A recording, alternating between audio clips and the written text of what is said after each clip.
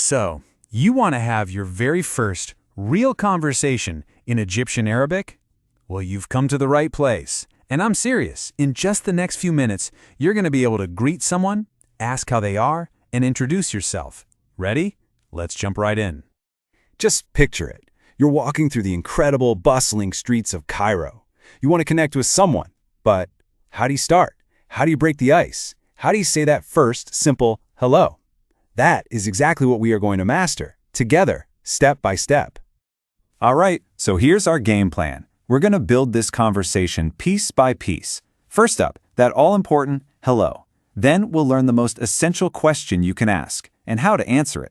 After that, we'll get into introductions, and finally, we'll put the whole thing together. Okay, first things first. You can't have a conversation without a greeting, right?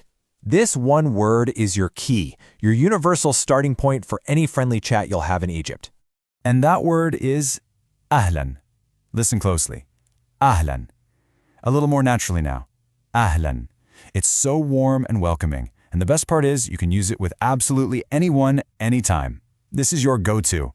Ahlan. So what happens when someone says ahlan to you? Well, this is where we get our first taste of a really important feature of Arabic, gendered speech. If you're talking back to a man, you say ahlan bik, that's ahlan bik. If you're replying to a woman, it changes just a tiny bit to ahlan biki, ahlan biki. Can you hear that difference? Beak versus biki? It's a small change, but it makes all the difference. Okay, you've nailed a hello. So what comes next? The most natural thing in the world, right? You ask them how they're doing. Let's learn the most common way to do just that. So here it is, the number one way to ask, how are you? And you guessed it, we have to pay attention to gender again. If you're asking a guy, you say, izayek, izayek. Let's say that one more time, izayek. Now for a woman, that ending just softens up a little bit. Izayek, izayek. Listen really closely to the difference. Izayek, izayek. It's subtle, I know, but you'll get the hang of it. And here's another super popular way to ask the same thing. To a man, you can say, Amili. That's Amili. Let's try it. Amili. To a woman, it becomes Amla'i. Amla'i. Again, Amla'i. Now, this literally means something like, what are you doing? But trust me, it's used exactly like, how are you? So let's put our first two building blocks together. You walk up to someone, you smile, and you say, Ahlan, izayak. Look at that. Just like that, you've started a real conversation. You said hello and asked how they are, all in one smooth, friendly phrase. Now, let's flip the script. What do you say when someone asks you how you're doing? Well, in Egypt, the answers are usually short, sweet, and positive. We're going to learn the three most common ones right now. Your first option is so easy and you'll hear it everywhere. The word is tamam. Say it with me, tamam. One more time, tamam. It just means fine or okay. It's the perfect, simple, all-around positive answer. Tamam. Option number 2 is kwayas. Let's break that down. Kway, yes. Again, kwayas. This one just means good. So if you're feeling good, this is the word for you. Kwayas. And this third one, this one is so important culturally. It's alhamdulillah. Listen, alhamdulillah. Again, alhamdulillah. Now, literally it means thank God or praise be to God, but it's used all the time to simply mean I am well. You're going to hear this one constantly. So there you have it. 3 fantastic ways to say you're doing great. Tamam, kwayas, and alhamdulillah. And hey, here's a pro tip. You can even stack them together. You'll hear people say tamam alhamdulillah all the time. It's like saying, I'm fine, thank God. All right, you're doing awesome. We've handled greetings and asking how someone is. Now it's time to actually introduce yourself. Let's learn how to share your name and be extra polite about it.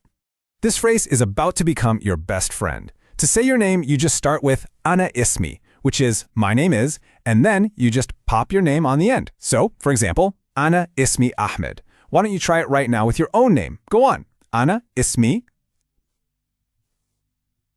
See? Perfect. And hey, here's a little bonus phrase for you that's super useful. If you want to say where you're from, you use ana men. Ana men. For example, ana men Italy. I am from Italy. Simple, right? Another powerful sentence to have ready to go. So after you've introduced yourselves, it's really polite to say, nice to meet you. And you see where this is going, right? It's gendered. To a man, you say "Tsharaft bik." Let's try that one slowly. "Tsharaft bik." And to a woman, it's "Tsharaft biki." "Tsharaft biki." It's such a wonderfully polite and respectful phrase to use. Okay, deep breath. This is the moment we've been building up to. We have all the puzzle pieces, the greeting, the question, the answers, the introduction. Now let's click them all into place and see what a full, natural conversation looks like. Let's just walk through the flow of a real chat. Person A starts off greeting and asking how they are. Person B replies, and then, this is important, asks the question back with wenta, which means and you when talking to a man. Then person A answers, introduces himself and says nice to meet you, and finally, person B responds in kind. It's a perfect little exchange. Okay, let's run through it one more time. Imagine you're person A. You kick things off with a confident, friendly opening. Ahlan, ازيك? Hello, how are you? Now you're person B. Your reply is "Ahlan, tamam, alhamdulillah. Winta." See that? "Hello, I'm fine, thank God. And you?" You even combine two of our positive replies there. Sounds so natural. Back to being person A. You answer the question, then you introduce yourself. Tamam. Ana ismi Ahmed. Tsharaft bik. Which is, fine, my name is Ahmed. Nice to meet you. And to wrap it all up, person B just politely closes the introduction with "Tsharaft bik," which works perfectly for "nice to meet you too." And that's it. A full, complete, friendly interaction. You did it. Look, here's the most important thing I want you to take away from all this. Don't get hung up on being perfect.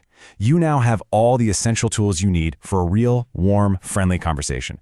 It's not about perfect grammar right now. It's about listening, speaking, and making a connection. So really, the only question left is, who are you going to have your first ahlan with?